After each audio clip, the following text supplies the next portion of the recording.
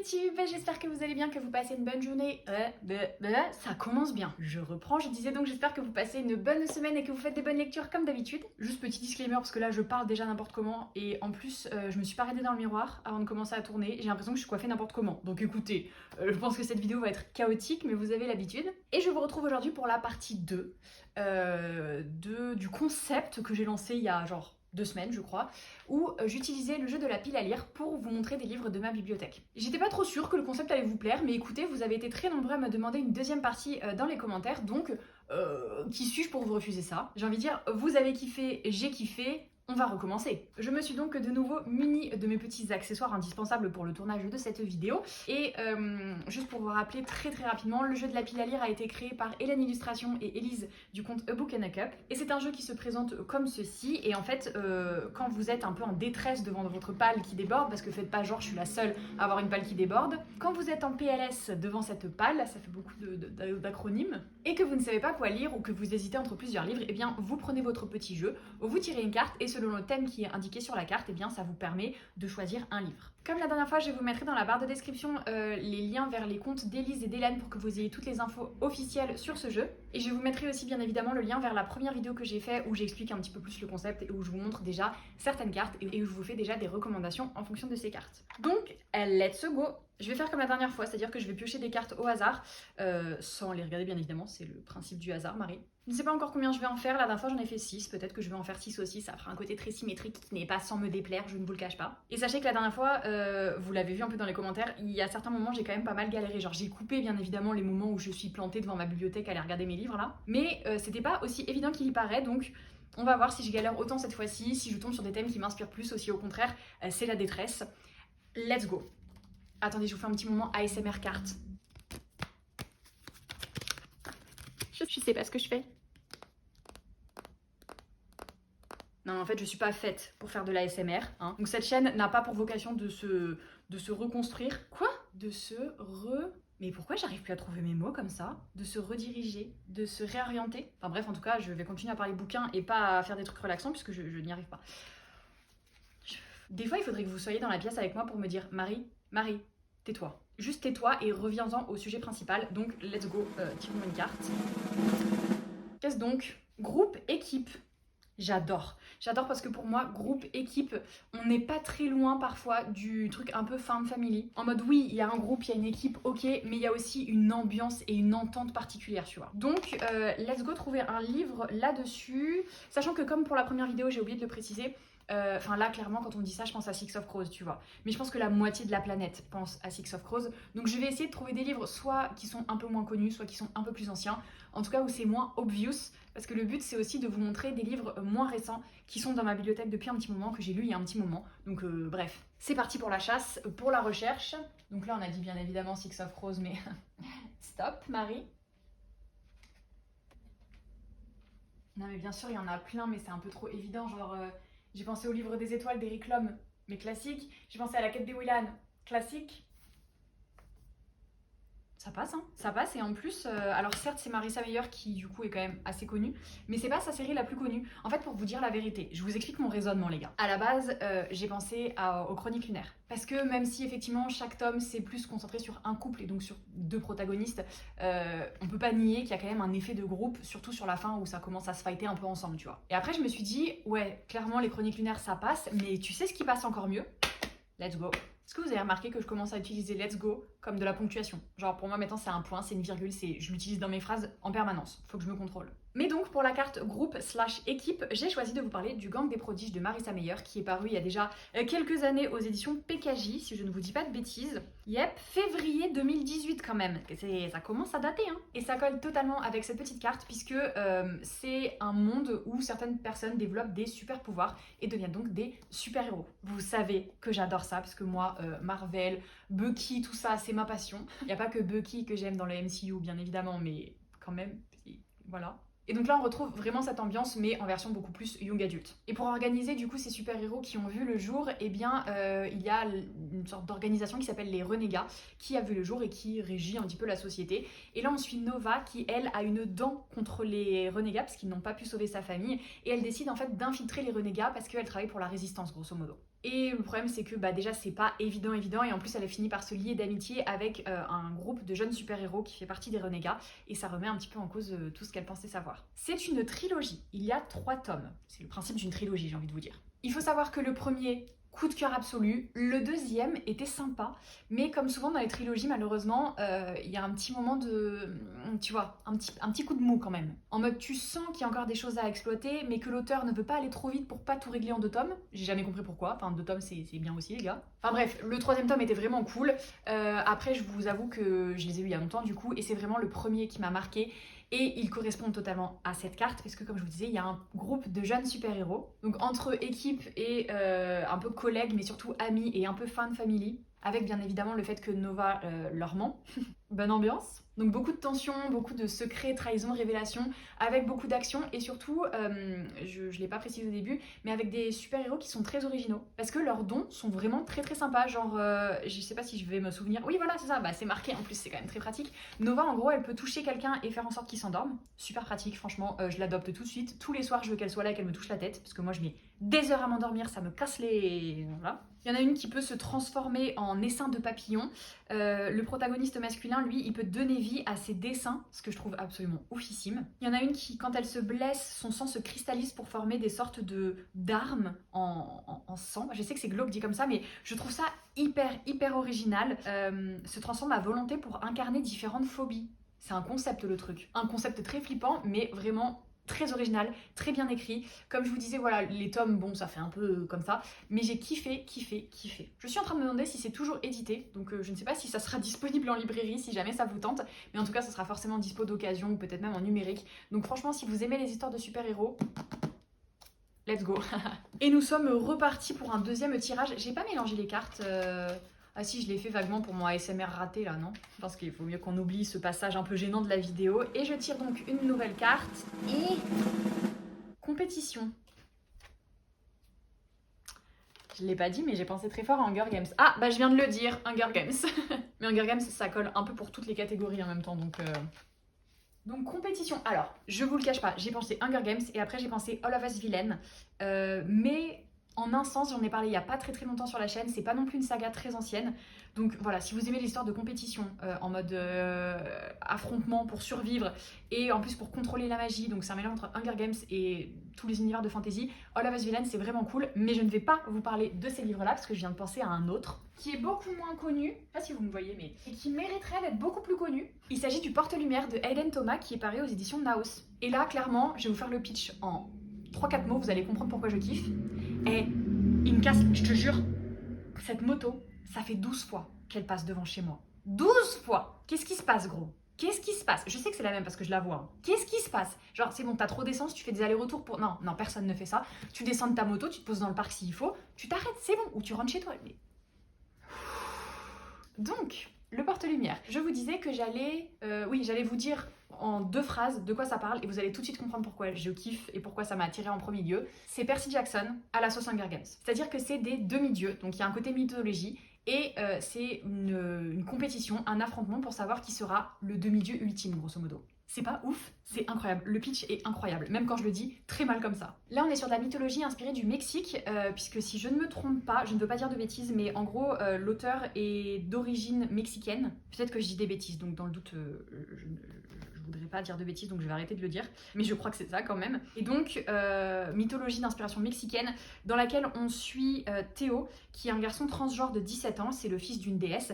Et lui, il n'a pas du tout envie de participer aux épreuves du porte-lumière, parce que dans cette épreuve, je fais mon résumé à moi, je vous lis des extraits, hein, c'est pour ça que c'est un peu brouillon. Dans cette compétition, il y a 10 demi-dieux encore adolescents qui s'affrontent pour devenir en gros le porteur du soleil et donc restaurer le pouvoir du soleil et sauver Reino del Sol, leur royaume, enfin leur pays, des forces du chaos. En fait, en gros, dans cette compétition, il y a un classement. Si tu gagnes, c'est top, bravo, félicitations. Sauf que du coup, si tu gagnes, bah tu tues le dernier du classement. Et c'est le sacrifice qui fait que l'ordre est rétabli et que le chaos ne se répand pas sur la Terre. Et Théo, lui, il était persuadé qu'il ne participerait jamais à cette compétition parce qu'il fait partie, en gros, d'une caste un petit peu inférieure de Dieu. Et il se trouve qu'il est choisi et qu'il est forcé de participer.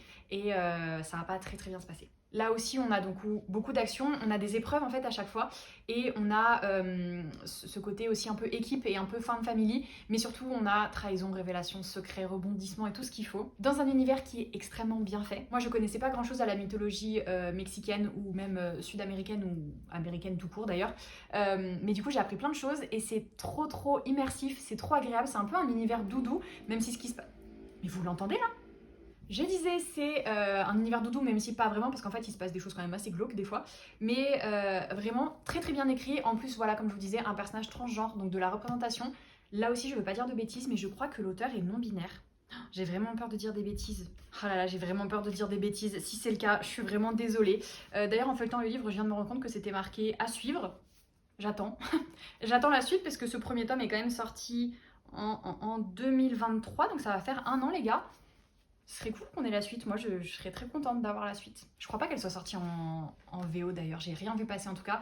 Bref, ça colle avec le côté compétition et c'est vraiment très chouette. C'est un livre qui mériterait aussi d'être beaucoup plus mis sur le devant de la scène, que je ne peux que vous conseiller, puisque bien évidemment moi j'adore la mythologie, pas que la mythologie grecque, même si c'est un peu ce que je préfère parce que c'est ce que j'ai le plus lu, mine de rien. Et puis je pense que culturellement parlant, c'est ce qui se rapproche un peu plus de ce que je connais. Mais là c'était hyper intéressant, hyper bien fait, très original, c'est validé. Eh, je suis on fire là. Je suis on fire parce que finalement, je mets pas tant de temps que ça à trouver les livres en question. C'est cool, c'est super cool. Et ça, c'est animal. Animal, genre animal. J'ai l'impression qu'il manque un truc là. Animal, genre n'importe quel livre qui parle des animaux. Ok, bah qui parle des animaux ou qui met en scène des animaux. Ou enfin je je suis perplexe là, je vous le cache pas. Parce que du coup, techniquement, il y a plein de livres avec des animaux quand même, non? Genre Hunger Games avec Buttercup. La meuf qui veut caser absolument Hunger Games de partout. Ça suffit Marie, hein. On se contrôle. Après, tu vois, est-ce que ça compte? Par exemple, je pourrais vous parler de Vania et le loup, parce qu'il y a un loup dans le titre. Petit loup Paul. Le roi serpent, il y a un serpent dans le titre, même s'il n'y a pas de serpent vraiment dans le livre. En vrai, c'est pas évident parce que... Alors là, attention, je pense que je vais en choquer plus d'un. C'est pas que j'aime pas les animaux, c'est juste que dans les livres, c'est pas ce que je mémorise le plus, tu vois, à moins qu'il y ait bien évidemment une histoire hyper touchante avec eux. Si c'est un animal de compagnie, j'aurais tendance à l'oublier assez vite, je vous le cache pas, tu vois. À moins qu'il ait une importance particulière pour l'intrigue, genre un élément déclencheur pour l'intrigue. Par exemple, je suis en train de me dire, je me souviens que dans Good Girl Guide to Murder, elle a un chien et à un moment, c'est quand elle va promener le chien qu'il y a un truc qui part en couille. Mais c'est hyper flou, tu vois, comme souvenir. Et je sais pas si c'est vraiment ça qu'implique la carte, mais bon, allez, animaux. Je dois bien avoir des trucs avec des animaux quand même. Enfin, des animaux importants pour l'histoire, j'entends.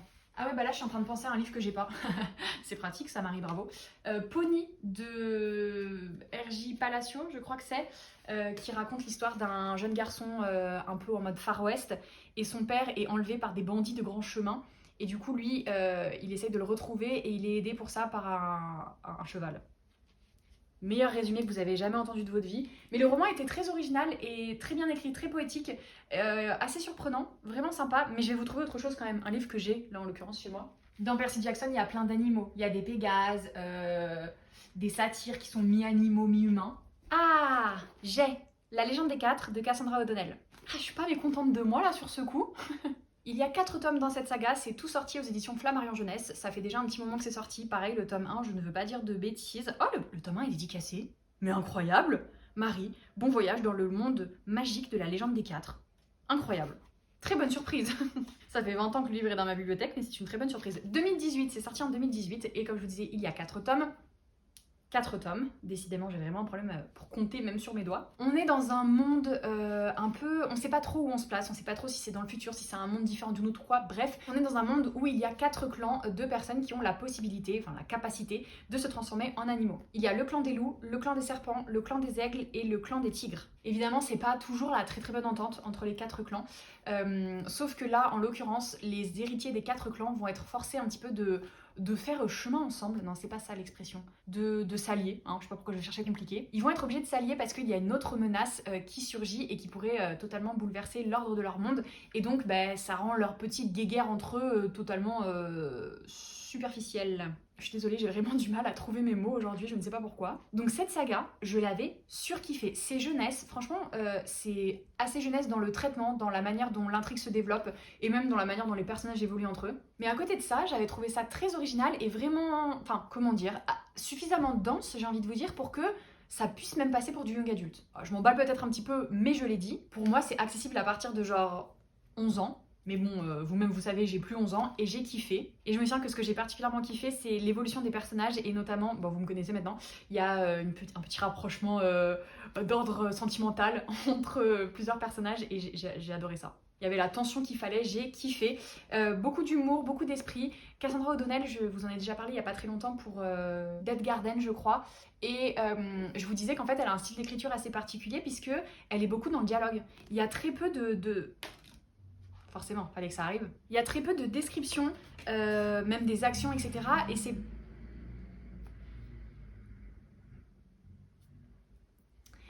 Et c'est beaucoup de dialogue en fait, où les personnages expliquent même ce qu'ils font, ce qu'ils ressentent, etc. Je sais que ça peut déplaire, je sais que ça peut en freiner certains, mais moi j'ai kiffé et j'aime beaucoup son style d'écriture, j'aime beaucoup sa manière de construire les personnages, l'ambiance, l'humour et l'esprit qu'elle met dans ses dialogues, donc franchement, je kiffe cette saga. Donc 4 tomes pour celui-ci, sachant qu'elle en a sorti d'autres. Moi j'ai commencé à lire Le Collège Maléfique qui était très sympa aussi, mais je vous avoue j'ai un peu décroché maintenant. Par contre sa nouvelle série s'appelle Les Jumeaux Croche-Morts. Pépite. Pépite aussi, j'ai kiffé, mais il n'y a pas d'animaux donc je vous en parle pas. Enfin il n'y a pas d'animaux, je crois pas qu'il y ait d'animaux d'ailleurs. Bon, en tout cas voilà, animaux, La Légende des 4, le premier tome s'appelle Le Clan des Loups. Voilà. Et on continue. Robot ou alien? Oh, pas évident, hein. Robot et alien. Bon, j'en ai un qui m'est venu tout de suite en tête, je vous le cache pas, mais j'essaie de voir si je peux pas en trouver un autre, parce que je pense que celui que j'ai trouvé, c'est un peu celui auquel tout le monde penserait. Robot ou alien? Alors alien, je suis pas sûre. Alien, je suis pas sûre d'en avoir déjà lu. Attendez, je vérifie quand même. Non. Ah non. J'étais en train de me dire science-fiction, alien, mais pas trop, je pense. Peut-être que si, un peu. Je pensais à Marquer les ombres, qui se passe dans l'espace.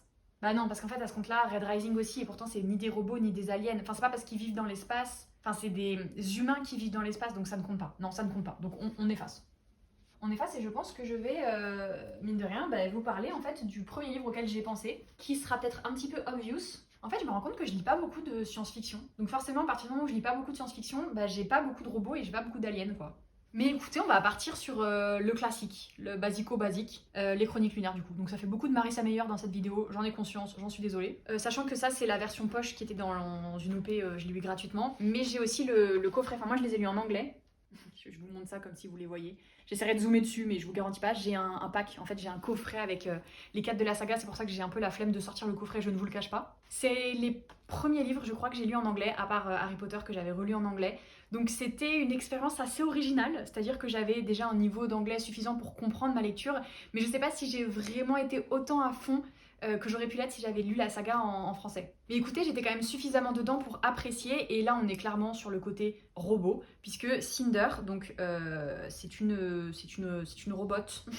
Enfin c'est une robot, non c'est une androïde, non c'est comment on dit? Oui c'est ça, androïde. En gros elle est mi-humaine et comme elle a eu un accident et qu'il lui manque par exemple son pied, sa jambe et tout, eh bien elle a des parties robots. Et pour ceux qui ne connaissent pas les Chroniques lunaires, donc ça c'est le postulat de base, Cinder, l'androïde, mais c'est surtout une réécriture de conte puisque Cinder c'est réécriture de Cendrillon. On a Scarlett qui est donc réécriture du Petit Chaperon Rouge, Cress qui est réécriture de Réponse, et le quatrième c'est Winter qui est réécriture de Blanche-Neige. Ouais, de Blanche-Neige. Winter, neige, voilà. Donc dit comme ça a l'air un petit peu cucu, un peu bateau, c'est incroyable. Comme je vous l'ai dit, je pense que j'aurais encore plus apprécié si je l'avais lu en français, mais j'avais déjà kiffé en anglais. C'est hyper bien écrit, c'est très original et c'est un univers qui est quand même très bien travaillé, vraiment bien exploré par l'autrice. Exploré, exploité, vous avez compris. Et nous avons donc notre petit robot en la personne de Cinder qui me permet de valider cette catégorie. Vous savez qu'à chaque fois que je vais pour tirer une carte, j'ai quand même un peu peur. de Thierry Thriller. Parce que c'était un peu ma hantise sur la vidéo d'avant et ça l'est toujours sur celle-ci. Je vais faire un truc un peu différent pour ces 2 dernières cartes, je pense.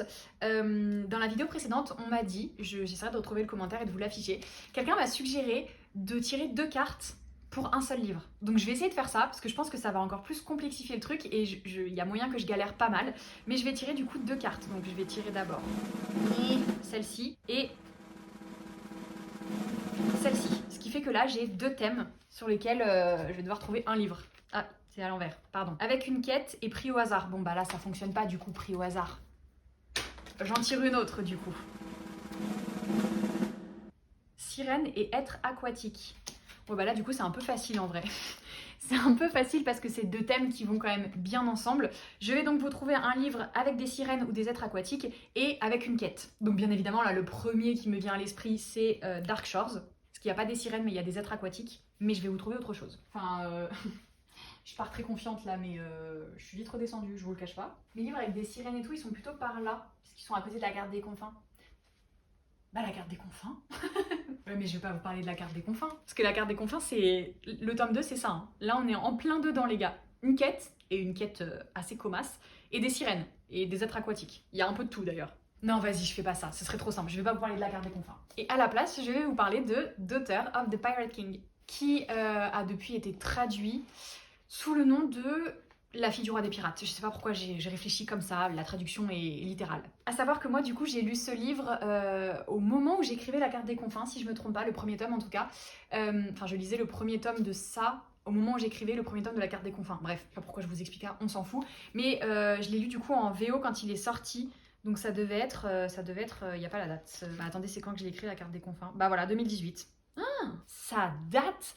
Je l'ai donc lu en 2018 et ça a été un énorme coup de cœur et je pense que c'est aussi ce livre qui m'a boosté en fait à continuer l'écriture et à continuer l'écriture de ma propre histoire de pirate. Donc là on est vraiment dedans puisque c'est des histoires de pirates, donc il y a forcément une quête. En l'occurrence c'est l'histoire de Alosa qui est la fille du roi des pirates, logiquement, et qui veut prouver sa valeur et qui surtout a une mission confiée par son papounet, c'est de retrouver des fragments d'une carte qui mène évidemment au plus grand des trésors.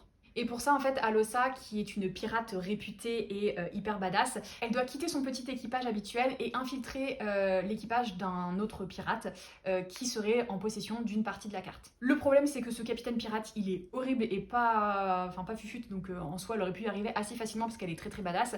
Le problème, c'est que sur son chemin, il y a Raiden, qui est le second du capitaine et qui va avoir tout de suite très très clair dans le jeu d'Alosa. Heureusement, mademoiselle a plus d'un tour dans son sac et c'est là qu'entre en considération, non, en scène, cette deuxième carte qui parle donc de sirène. Je ne vous en dis pas plus, parce que quand on commence le livre, on ne sait pas trop en fait le lien avec ce genre de créature, mais on le découvre très vite, donc je ne veux pas vous spoiler si jamais vous ne l'avez pas lu. Mais comme je vous le disais, du coup, c'est déjà sorti aux éditions Stardust, je crois, en français, et il me semble même que c'est sorti en poche. Petit warning, attention, vous me connaissez, moi ça peut me freiner, mais là en l'occurrence ça ne l'a pas fait, c'est bourré de clichés. C'est bourré de clichés et c'est bourré de elle est trop badass, elle est vraiment trop forte, c'est la meilleure, elle est incroyable et tout. Je sais que ça peut en saouler plus d'un. Moi j'ai kiffé. J'ai kiffé Alosa, j'ai kiffé toute l'ambiance de piraterie, j'ai kiffé l'univers de fantasy qui est tissé autour. J'ai kiffé Raiden, j'ai kiffé leur relation. Pour moi tout était incroyable et c'est donc une duologie, même si je vous dis ça maintenant, mais là il vient de sortir un 3e livre qui est un tome un peu compagnon qui se concentre en fait sur une autre des membres de l'équipage d'Alosa. Voilà, je finirai sur ces petites informations, mais vraiment j'ai kiffé, j'ai kiffé, voilà. Et puisque je suis un peu une thug, mais genre vraiment, pour le prochain qui sera définitivement le dernier, je vais piocher 3 cartes. 3 cartes, comme ça va être encore plus complicado, enfin on verra. Donc là j'en ai 2 et la 3e on va la prendre juste là. Donc nous avons première carte qui va vous faire pleurer. Nice. 2e carte, dans l'espace. Waouh. Et 3e carte, saga en cours de lecture. Ouais, bah non. Bah, enfin, attendez. Ah, quoique. Attendez, oh, j'en ai. Ah non, mais là j'en ai. Attendez. Je suis beaucoup trop excitée, je sais pas pourquoi. Non, parce qu'en fait, à la base, dans l'espace, jusque-là, je me disais, bah, Illuminae, en fait. Parce que j'en ai pas 50 000 autres, en fait, dans l'espace. Et, bah si, Red Rising aussi. Illuminae et Red Rising, mais c'est des sagas extrêmement connues pour lesquelles j'ai chialé. Voilà, je vous le dis clairement, j'ai chialé tout ce que j'ai. Mais c'est pas des sagas en cours. Si, Red Rising, j'ai pas fini.